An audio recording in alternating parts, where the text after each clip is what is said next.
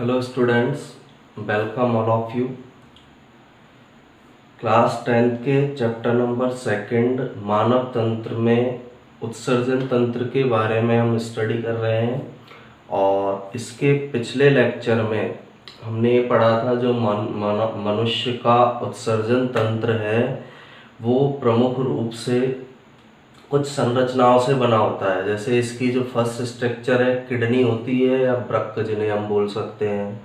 दूसरी स्ट्रक्चर इसकी होती है यूरिनरी ब्लैडर या मूत्राशय।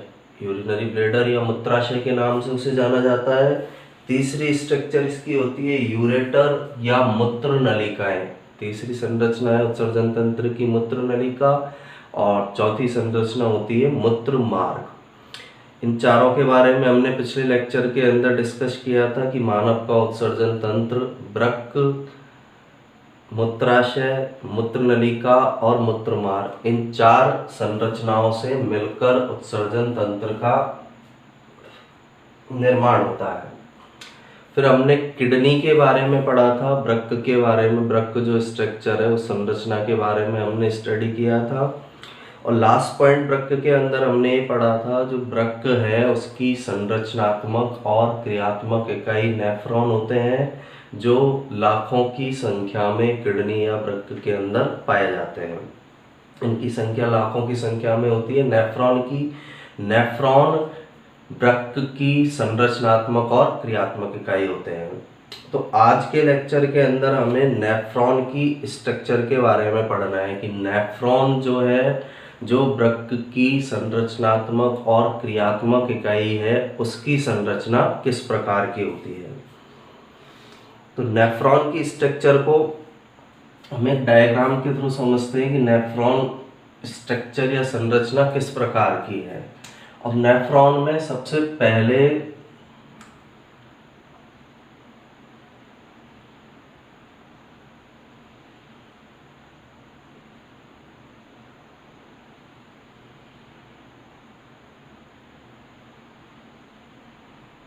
एक कप के समान या प्याले के समान स्ट्रक्चर पाई जा रही है।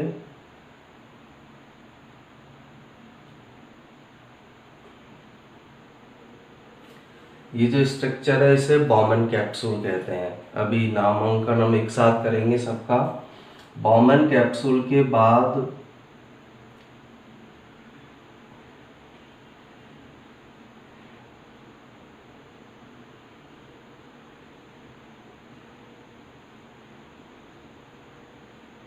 इस तरह की ट्यूब प्रेजेंट होगी जिसे पीसीटी या समीपस्थ कुंडलित नलिका कहते हैं। समीपस्थ कुंडलित नलिका नीचे की ओर जाकर एक हेयर पिन लूप के समान स्ट्रक्चर बनाती है। जो बालों में लगाने की पिन होती है उस तरह की स्ट्रक्चर का फॉर्मेशन इसके द्वारा किया जाता है। इस स्ट्रक्चर को हेनले का लूप कहते हैं। इसके बाद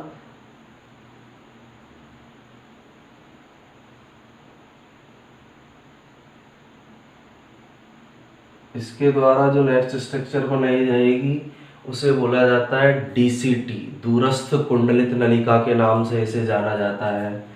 डीसीटी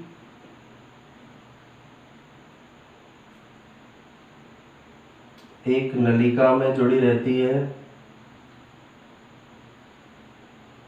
इस नलिका को संग्रह नलिका या कलेक्टिंग डक्ट के नाम से इसे जाना जाता है। तो बॉमन कैप्सूल के बाद जो पूरा भाग दिखाई दे रहा है इसे बोला जाता है रीनल ट्यूब्यूल, वृक्क नलिका के नाम से इसे जाना जाता है। ये जो स्ट्रक्चर है रीनल ट्यूब्यूल या वृक्क नलिका है, ये वृक्क नलिका का डीसीटी भाग है। डीसीटी भाग जो है कलेक्टिंग डक्ट से या संग्रह नलिका से जुड़ा हुआ पाया जाता है। अब बॉमन कैप्सूल जो स्ट्रक्चर है इस स्ट्रक्चर के अंदर एक धमनिका आती है। ये धमनिका इसके अंदर आएगी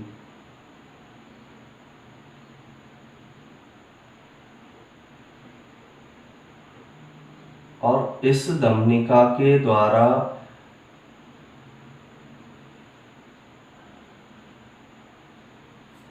एक ब्लड कैपिलरीज या रक्त की जो केशिकाएं हैं उनका एक जाल इसके अंदर बनाया जाता है। इस जाल को हम ग्लोमेरुलस या केशिका गुच्छ कहते हैं। तो एक बार इनका मैं नामांकन कर देता हूँ। ये जो स्ट्रक्चर हमको दिखाई दे रही है अभिबाही धमनिका, इसे बोला जाता है अभिबाही धमनिका। इसे बोला जाता है अपवाही धमनिका।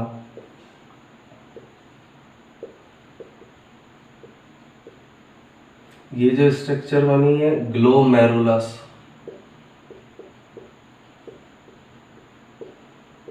या केशिका गुच्छ भी इसे बोला जाता है। ग्लोमेरुलस या केशिका गुच्छ के नाम से इसे जाना जाता है। ये प्याले के समान जो स्ट्रक्चर है बॉमन कैप्सूल,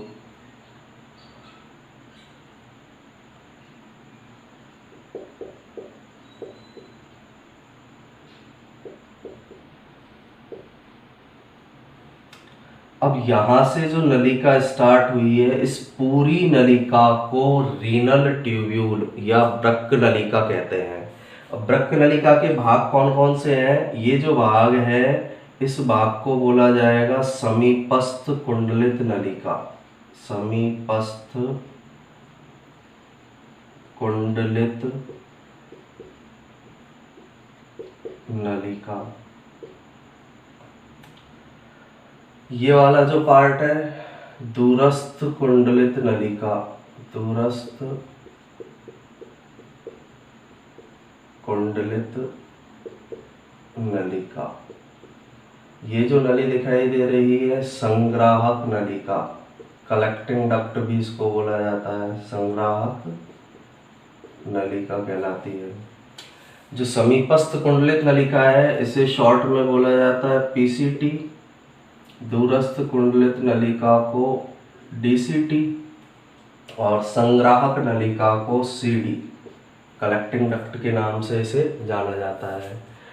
अब जो ये पीसीटी है नीचे की ओर जाकर एक हेयर पिन लाइक स्ट्रक्चर बनाती है। ये जो स्ट्रक्चर हमें दिखाई दे रही है हेयर पिन लाइक स्ट्रक्चर ये बनाएगी।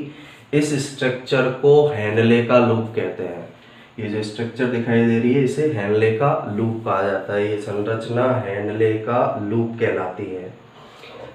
अब जो हेनले का लूप है इसमें एक आर्म नीचे की ओर जा रही है, एक आर्म जो इसकी एक भुजा ऊपर की ओर जा रही है। नीचे की ओर जाने वाली जो भुजा है उसे बोला जाता है अवरोही भुजा।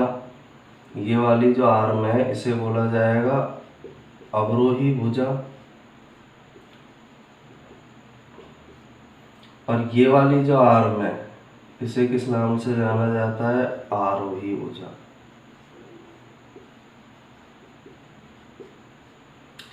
और दोनों आपस में मिलकर किसका निर्माण करती है? हेनले का लूप। इनके दोनों के आपस में मिलने से हेनले का लूप बनता है। तो ये नेफ्रॉन की स्ट्रक्चर है। जो नेफ्रॉन संरचना है जो वृक्क की संरचनात्मक और क्रियात्मक इकाई है उसके अंदर ये इम्पोर्टेंट पार्ट्स प्रेजेंट होते हैं। ये सारे इम्पोर्टेंट पार्ट नेफ्रॉन के अंदर प्रेजेंट होंगे, नेफ्रॉन में पाए जाते हैं। अब इसमें भी ग्लोमेरुलस और बॉमेन कैप्सूल इन दोनों को एक साथ मिला दें तो जो स्ट्रक्चर बनती है उसे हम मेलपीगी काय बोलते हैं। मेलपीगी बॉडी के नाम से उसे जाना जाता है या मेलपीगी काय के नाम से इसे जाना जाता है। इन दोनों के मिलने से जो स्ट्रक्चर बनेगी उसे क्या बोला जाता है? मेलपीगी काय। मेलपीगी काय या मेलपीगी बॉडी बोला जाएगा। समीपस्थ कुंडलित नलिका, हेनले का लूप, दूरस्थ कुंडलित नलिका, यानी यहाँ से जो ये नली स्टार्ट हुई है यहाँ से यहाँ तक जो पाई जा रही है नली, इस नलिका को रीनल ट्यूब्यूल, रीनल ट्यूब्यूल या वृक्क नलिका के नाम से जाना जाता है। वृक्क नलिका कहाँ से कहाँ तक है? यहाँ से स्टार्ट हुई है और यहाँ तक पाई जा रही है, यानी समीपस्थ कुंडलित नलिका, हेनले का लूप, दूरस्थ कुंडलित नलिका, ये सब रीनल ट्यूब्यूल के भाग होते हैं या वृक्क नलिका के भाग होते हैं। ये नेफ्रॉन की स्ट्रक्चर है, नेफ्रॉन किस तरह की संरचना है उसको हमने एक डायग्राम के थ्रू समझा है। अब इसको हम आगे कंटिन्यू स्टडी करेंगे कि इसके अंदर कौन कौन से पार्ट प्रेजेंट होते हैं।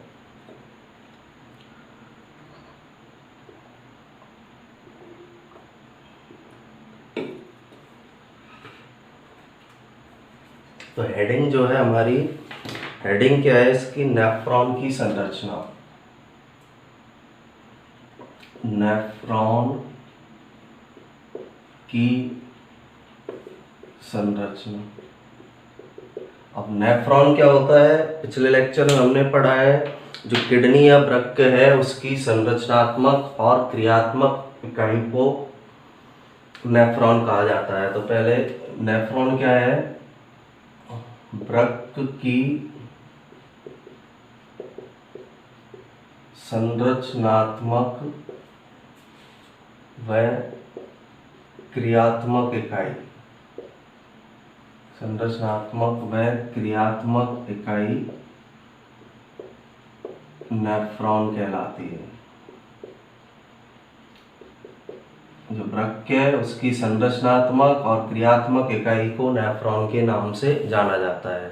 इसको बनाने में हेल्प करती है। इसमें काम जो होगा, यूरिन का जो फॉर्मेशन होगा वो नेफ्रॉन के द्वारा किया जा रहा है, इसलिए संरचनात्मक और क्रियात्मक इकाई से बोला जाता है। स्ट्रक्चरल यूनिट है और फंक्शनल यूनिट है। लाखों की संख्या में प्रेजेंट होंगे, मिलियंस की संख्या में नेफ्रॉन किडनी के अंदर प्रेजेंट होते हैं। अब नेफ्रॉन की स्ट्रक्चर के मेनली दो पार्ट हैं। नेफ्रॉन की स्ट्रक्चर को हम दो भागों के अंदर डिवाइड कर सकते हैं।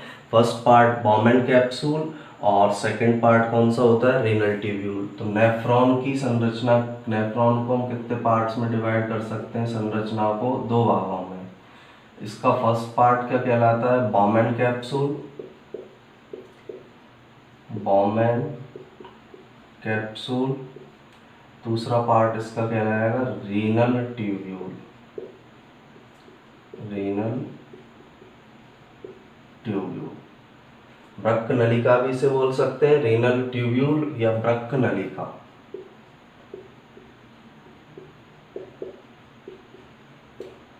तो इन दो पार्ट्स के मिलने से, दो मेजर पार्ट हैं नेफ्रॉन की स्ट्रक्चर के। अब फर्स्ट पार्ट हम पढ़ते हैं, बॉमेन कैप्सूल।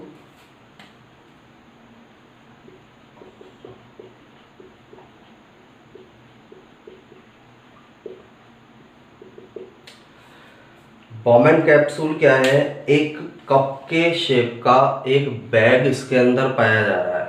कप जैसी स्ट्रक्चर है, कप के समान, एक थैले के समान एक स्ट्रक्चर इसके अंदर प्रेजेंट है।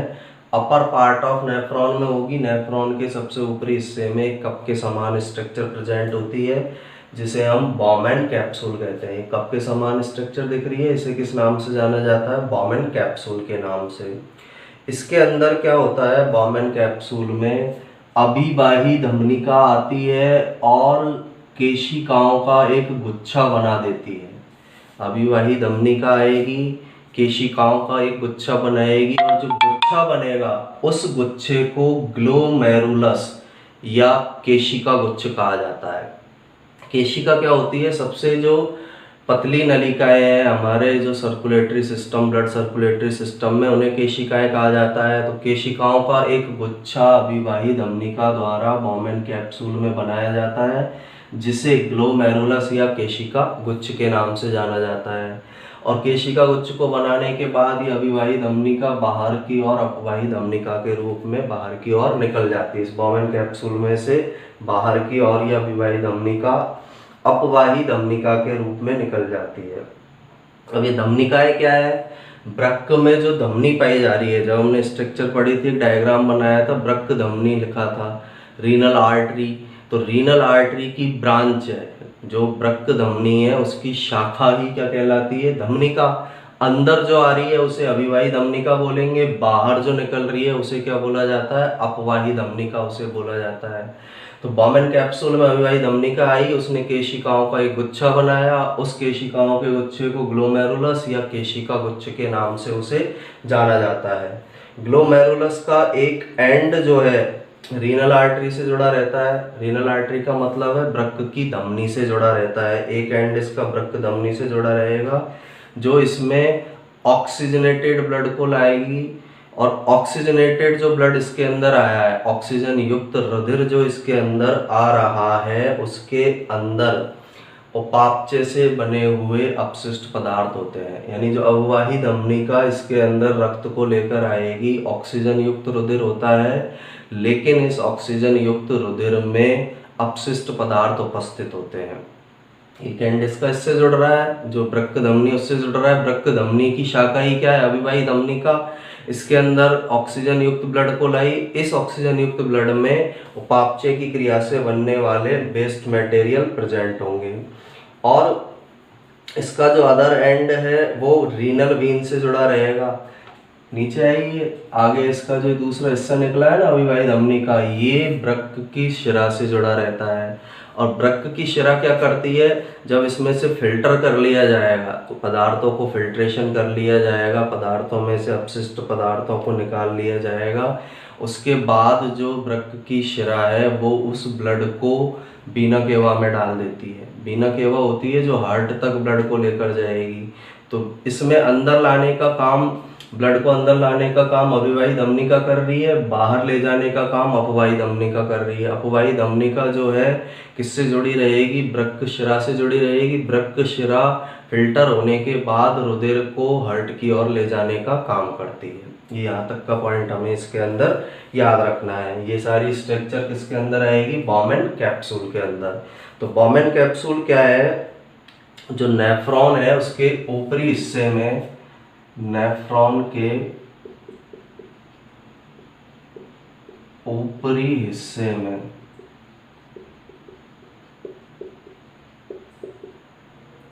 उपस्थित कप के समान संरचना,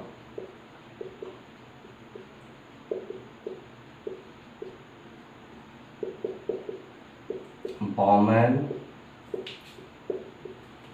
कैप्सूल कहलाती है।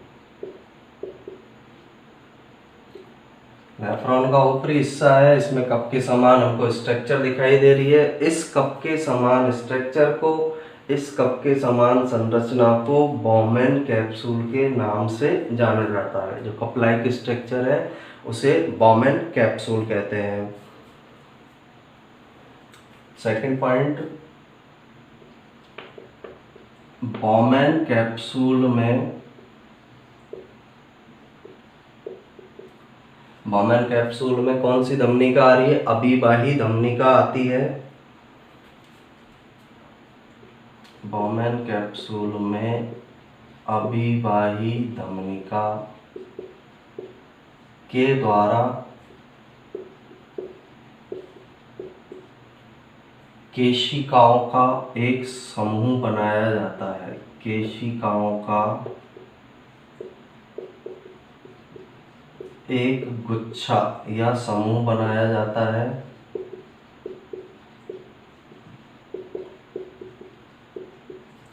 जिसे ग्लोमेरुलस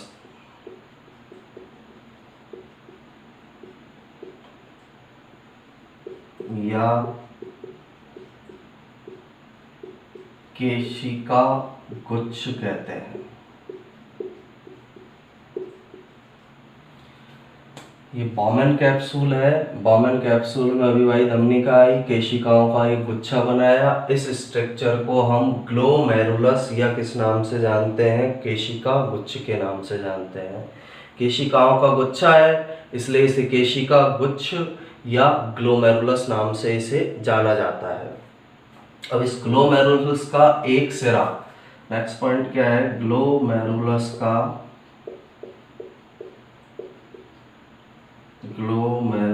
का एक सिरा किससे जुड़ा हुआ है? वृक्क धमनी से। वृक्क धमनी से अभिवाही धमनिका द्वारा जुड़ा रहता है। अभिवाही धमनिका द्वारा जुड़ा रहता है। ग्लोमेरुलस है, इसका एक सिरा अभिवाही धमनिका के माध्यम से वृक्क की किसके साथ जुड़ा रहेगा? धमनी के साथ जुड़ा रहेगा, जो इस ग्लोमेरुलस में ऑक्सीजन युक्त रुधिर और उपापचयी अपशिष्ट पदार्थ युक्त रुधिर को लाती है, जिसके द्वारा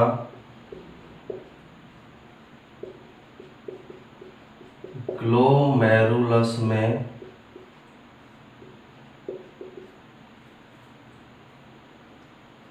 अपशिष्ट पदार्थ व ऑक्सीजन युक्त रक्त को लाया जाता है। फिल्टर करना है ब्लड को, इसलिए ब्लड को फिल्टर करने के लिए उसमें से अपशिष्ट पदार्थ को हटाना है। जो उपापचयी क्रियाओं से अपशिष्ट पदार्थ बने हैं उनको हटाना है, इसलिए जो ये अभिवाही धमनिका है ग्लोमेरुलस में अपशिष्ट पदार्थ और ऑक्सीजन युक्त ब्लड को लेकर आती है। अभिवाही धमनिका इसमें ऑक्सीजन युक्त और अपशिष्ट पदार्थ युक्त ब्लड को लेकर आएगी, जिसमें मेटाबॉलिक बेस प्रेजेंट होंगे। इसके बाद जो बॉमेन कैप्सूल है, बॉमेन कैप्सूल के अंदर ही लेकर आएगी। लेकर कहाँ आती है, ध्यान रखना है, किस स्ट्रक्चर के अंदर लेकर आ रही है? बॉमेन कैप्सूल के अंदर ये लेकर आती है। अदर एंड जो है इसका वो रीनल वेन से जुड़ा रहता है। यानी नेक्स्ट पॉइंट इसका क्या है? ग्लोमेरुलस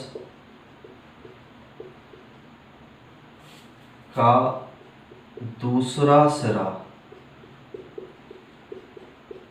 अपवाही धमनिका द्वारा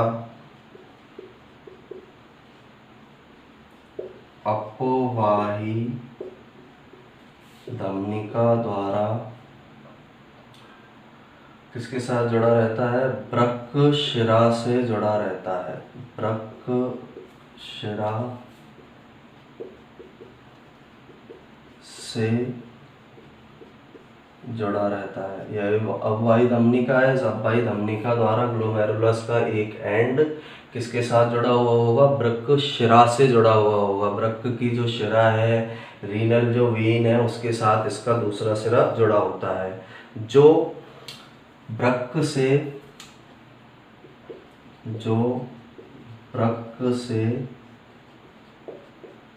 फिल्टर रक्त को लेकर जाती है। जो वृक्क से फिल्टर रक्त को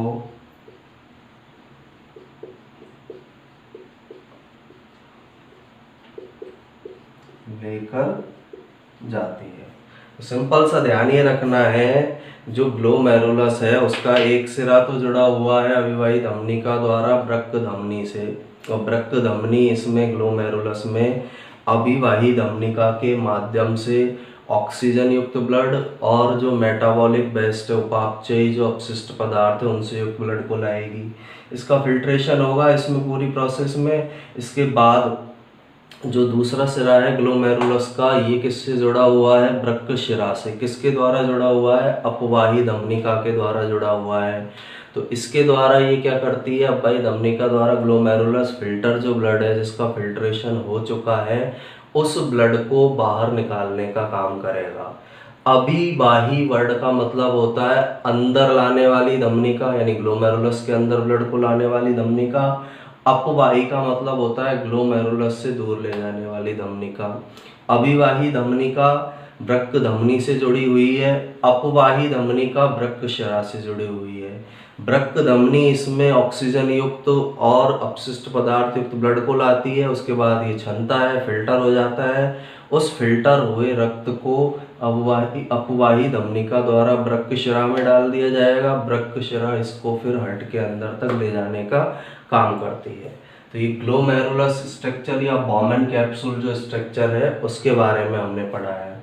अब यहाँ एक पॉइंट और हमें याद रखना है, ग्लोमेरुलस और बॉमेन कैप्सूल इन दोनों को एक साथ मेलपीगी काय या मेलपीगी बॉडी के नाम से जाना जाता है। दोनों स्ट्रक्चर को एक साथ किस नाम से जाना जाता है? मेलपीगी काय या मेलपीगी बॉडी के नाम से इसे जाना जाता है।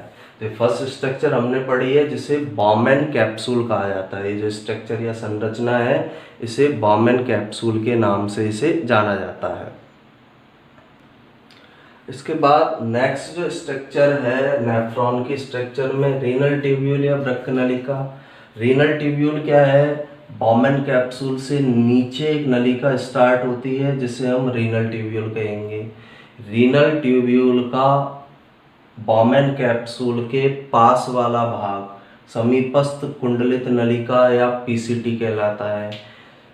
क्यों दिया है ये नाम? पास वाला हिस्सा है इसलिए समीपस्थ, कुंडलित है इसलिए कुंडलित, और नली है इसलिए नली का इसको नाम दिया है।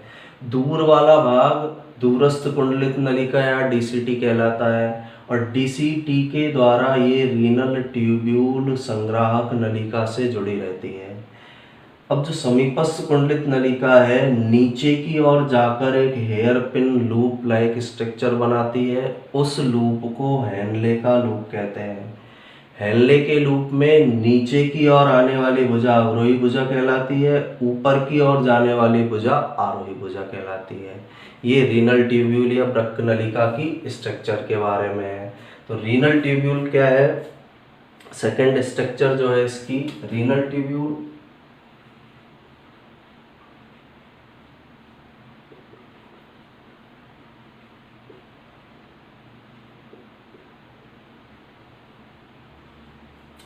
रीनल ट्यूब्यूल क्या होती है? सबसे फर्स्ट पॉइंट इसका क्या है? यह बॉमेन कैप्सूल के नीचे से प्रारंभ होने वाली नलिका है। बॉमेन कैप्सूल है, इसके नीचे से प्रारंभ होने वाली क्या होती है? नलिका होती है।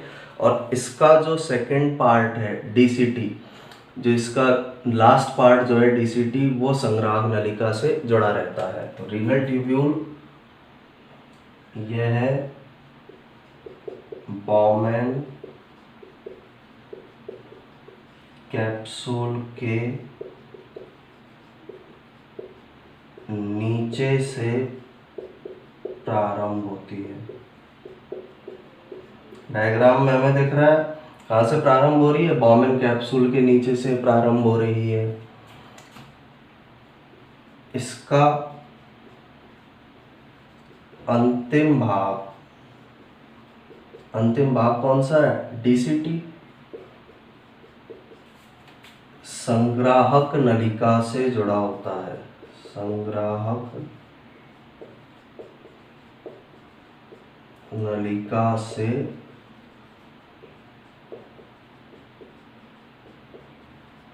जुड़ा होता है। लास्ट पार्ट दिख रहा है, इसके लास्ट पार्ट है, किसके साथ जुड़ा हुआ पाया जाता है? संग्राहक नलिका के साथ जुड़ा हुआ इसका अंतिम भाग मिलेगा। डीसीटी या दूरस्थ कुंडलित नलिका संग्राहक नलिका के साथ जुड़ी रहती है। फर्स्ट सेक्शन जो होगा इसका, इस ट्यूब का, रीनल ट्यूब्यूल का पहला भाग क्या कहलाता है? समीपस्थ कुंडलित नलिका। तो नेक्स्ट पॉइंट इसका पहला भाग समीपस्थ कुंडलित नलिका, समीपस्थ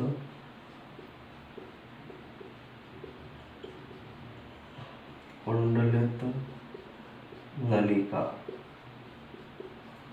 या पीसीटी कहलाता है।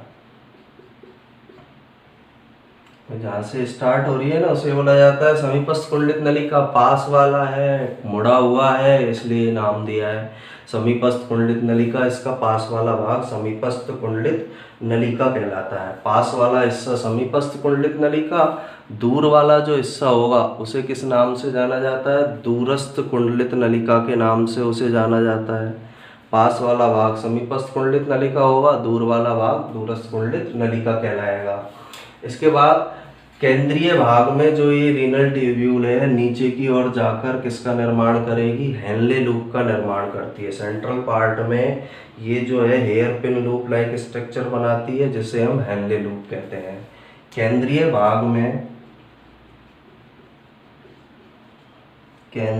भाग में रीनल ट्यूब्यूल केंद्रीय भाग में renal tubule hairpin loop के हेयर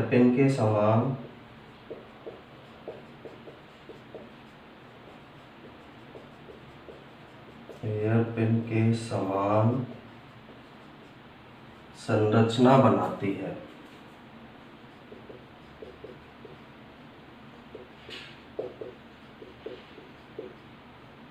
जिसे हेनले लूप कहते हैं। ये हेयर पिन के समान स्ट्रक्चर बन रही है, यहाँ से यहाँ तक ये हेयर पिन लाइक स्ट्रक्चर बन रही है, यहाँ से यहाँ तक ये हेयर पिन लाइक स्ट्रक्चर बन रही है। इस स्ट्रक्चर को, इस संरचना को हेनले का लूप या हेनले लूप के नाम से जाना जाता है। और हेनले के लूप में दो चीज़ें याद रखनी है हमें। एक, नीचे आने वाली जो भुजा है हेनले के लूप की अवरोही भुजा कहलाएगी, ऊपर जाने वाली जो भुजा है उसे आरोही भुजा कहेंगे। हेनले के लूप में नीचे की ओर आने वाली भुजा अवरोही भुजा कहलाती है, ऊपर की ओर जो जाने वाली भुजा है उसे आरोही भुजा के नाम से जाना जाता है। नेक्स्ट पॉइंट, जो रीनल ट्यूब्यूल का अंतिम भाग है उसे क्या बोला जाता है? डीसीटी। और डीसीटी किससे जुड़ा रहता है? संग्राहक नलिका से। तो नेक्स्ट पॉइंट इसका क्या हो जाएगा? हेनले लूप का लास्ट हिस्सा डीसीटी कहलाता है और डीसीटी नेफ्रॉन के संग्राहक नलिका से जुड़ा रहता है। इसका अंतिम भाग, इसका अंतिम भाग डीसीटी कहलाता है। डीसीटी का मीनिंग याद रखना है, दूरस्थ कुंडलित नलिका, डीसीटी कहलाता है। ऊपर भी हमने ये लिख दिया है, वैसे इसका अंतिम भाग डीसीटी कहलाता है, जो संग्राहक नलिका से जुड़ा रहता है। तो ये स्ट्रक्चर है जो रीनल ट्यूब्यूल की स्ट्रक्चर होगी। रीनल ट्यूब्यूल जो है उसके लास्ट पार्ट डीसीटी कहलाता है, जो किसके साथ अटैच होता है? संग्राहक नलिका के साथ वो पार्ट अटैच होता है। तो ये नेफ्रॉन की स्ट्रक्चर के बारे में हमने पढ़ा है। नेफ्रॉन किस प्रकार की संरचना है, नेफ्रॉन के अंदर कौन कौन से पार्ट पाए जाते हैं। अब एक बार मैं इसे फिर से रिवाइज कर देता हूँ। सबसे पहले नेफ्रॉन वृक्क की संरचनात्मक और क्रियात्मक इकाई जो है उसे नेफ्रॉन कहा जाता है। वृक्क के अंदर जो यूरिन को बनाने का काम है वो नेफ्रॉन में होगा। दो इसके मेन पार्ट है, बॉमन कैप्सूल, एक रीनल ट्यूब्यूल। ये जो स्ट्रक्चर है ये बॉमन कैप्सूल है, कप लाइक, और ये जो ट्यूब लाइक स्ट्रक्चर है रीनल ट्यूब्यूल। तो दो इसके पार्ट है, फर्स्ट बॉमन कैप्सूल, सेकेंड इसका पार्ट है रीनल ट्यूब्यूल। बॉमन कैप्सूल क्या है? नेफ्रॉन के ऊपरी हिस्से में उपस्थित कप के समान संरचना, कप लाइक संरचना है, बॉमन कैप्सूल कहलाती है। बॉमन कैप्सूल में अभिवाही धमनिका के द्वारा केशिकाओं का एक गुच्छा बनाया जाता है, गुच्छा बनाया है जिसे ग्लोमेरुलस या केशिका गुच्छ कहते हैं। ग्लोमेरुलस का एक सिरा वृक्क धमनी से अभिवाही धमनिका द्वारा जुड़ा रहता है। इसका एक सिरा अभिवाही धमनिका द्वारा वृक्क धमनी से जुड़ा रहेगा और वृक्क धमनी इसके अंदर ऑक्सीजन युक्त और जो अपशिष्ट पदार्थ युक्त ब्लड को लेकर आती है। ग्लोमेरुलस का दूसरा सिरा अपवाही धमनिका द्वारा वृक्क शिरा से जुड़ा रहता है, जो वृक्क से फिल्टर रक्त को लेकर जाती है। यानी जब इसका फिल्ट्रेशन हो जाएगा, इसमें से अपशिष्ट पदार्थों को निकाल लिया जाएगा, तो उसके बाद अपवाही धमनिका में ब्लड जाएगा, अपवाही धमनिका से वृक्क शिरा में जाता है, वृक्क शिरा से वीना कैवा में या महाशिरा में ब्लड चला जाता है।